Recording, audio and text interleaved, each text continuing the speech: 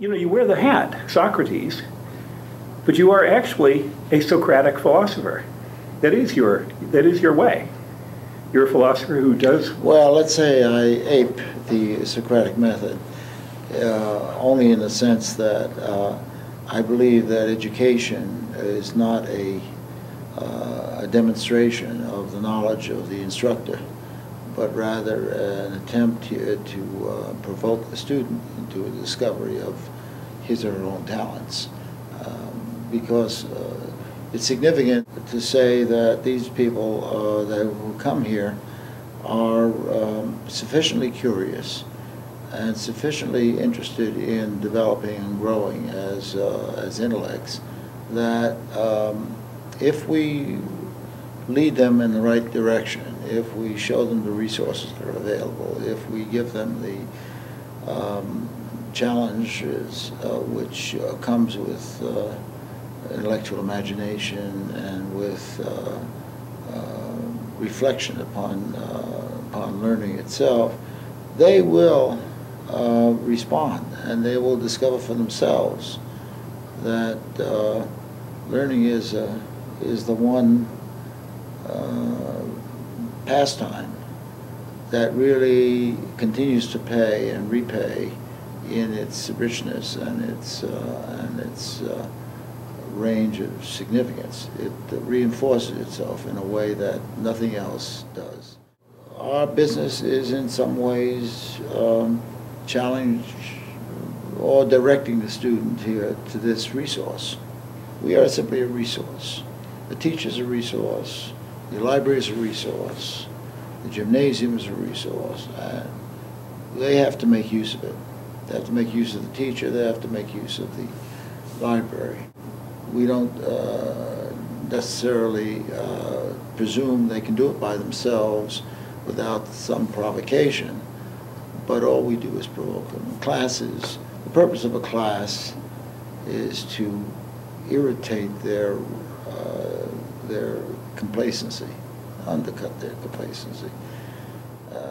I'm thinking about this right now because I just came off a class, first year class in the discussion of the apology after the Euthyphro and the Crito, asking the students whether or not Socrates was a martyr.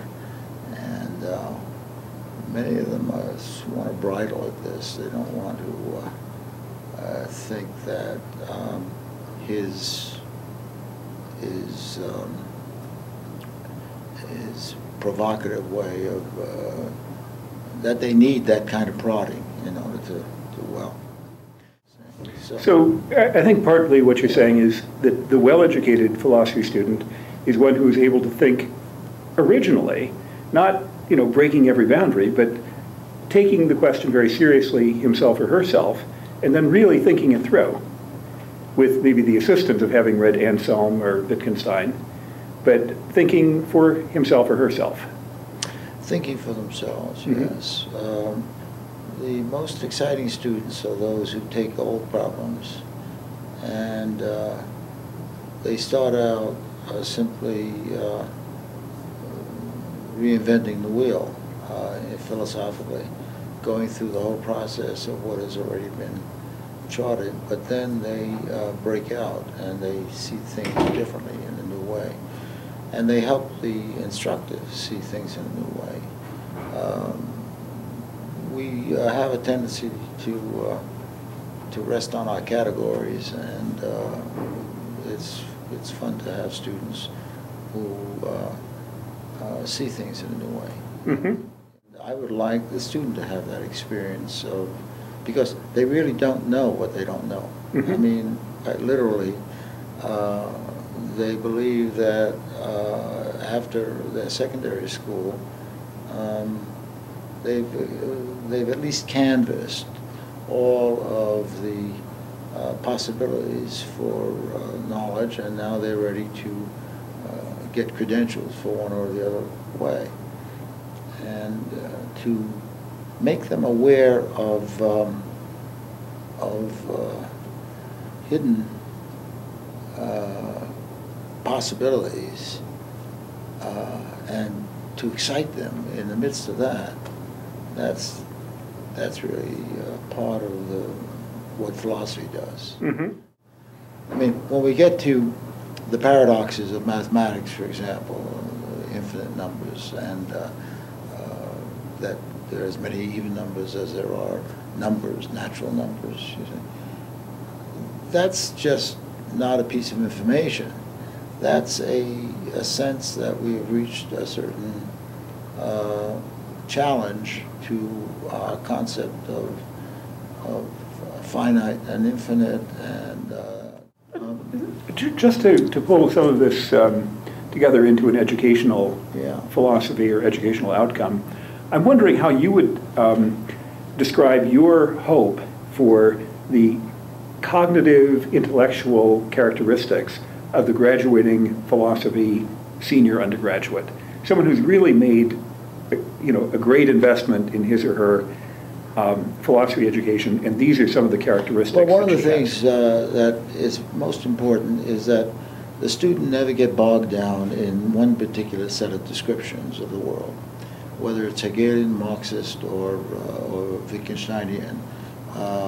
That they can move very rapidly among, that their versatility, intellectual versatility, is reflected in their conceptual versatility, their ability to move among languages. And though one may be a physician and describe the details of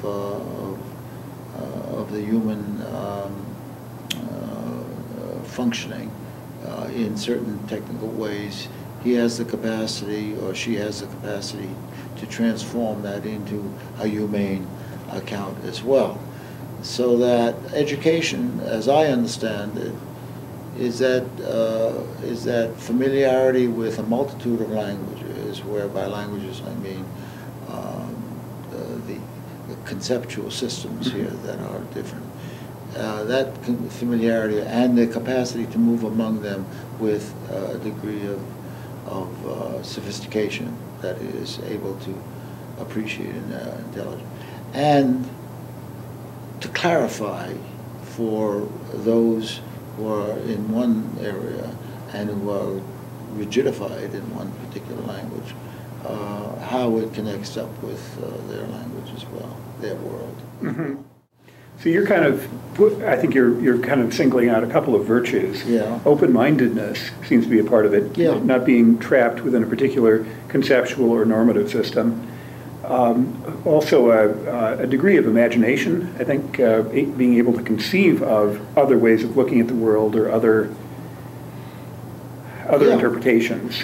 Other interpretation, openness. Mm-hmm. Openness to at least reflecting upon the consequences of a particular and assessing these.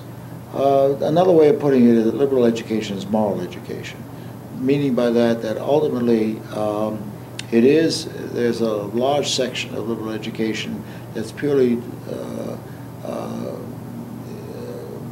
designed here for the understanding, but all that understanding goes into living a life in a certain way.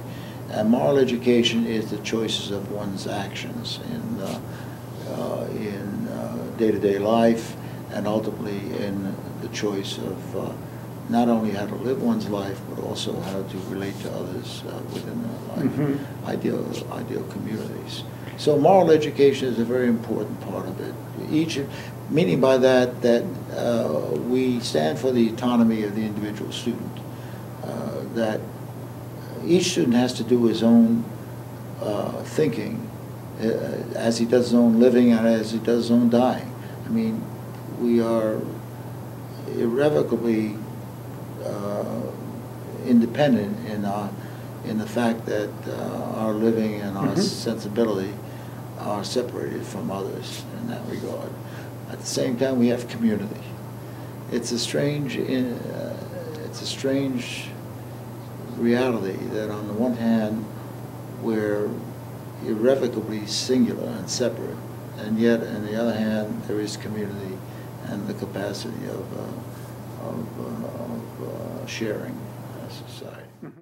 Yeah. Well, Jerry, I think we have to draw this Yeah, good. To a close. Let's draw it to a Thank you close. for a really good illustration of a Jerry Balmuth philosophy class. Yes. Thank you. I know. Excellent. Yeah, thank you.